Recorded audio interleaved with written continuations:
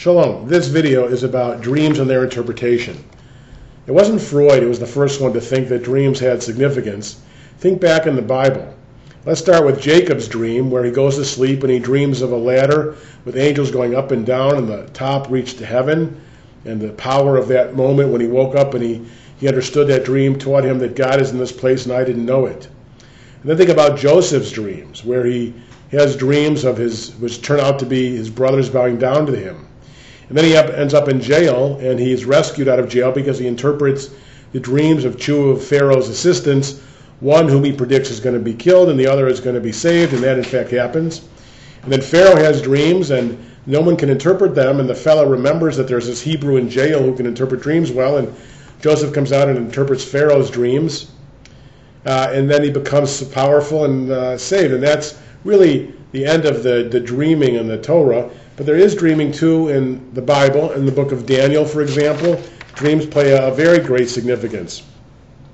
Daniel gains his reputation as an interpreter of dreams for Nebuchadnezzar, the king of Babylon.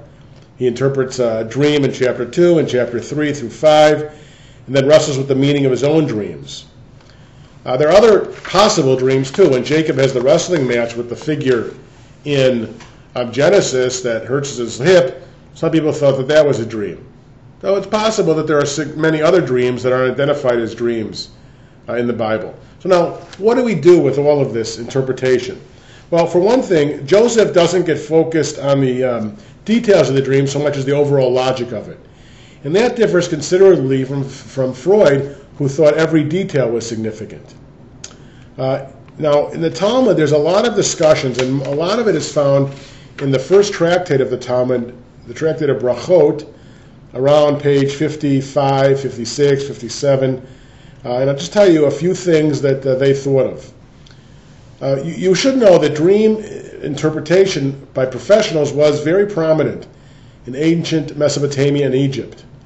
And their manuals since that time have revealed hundreds of different dream interpretations. But it's possible that when our rabbis had ideas of what specific things meant in dreams, that it came from some of those ancient memories. Some people thought dreams were a direct message from God, and of course Freud thought, and some of the rabbis did, that they were things that came as a product of our experience during the day, as Freud called it, our subconscious. In the Babylonian Talmud it says, for example, if you see a reed in a dream, you may hope for wisdom. If you dream of an ox that eats flesh, you shall become rich.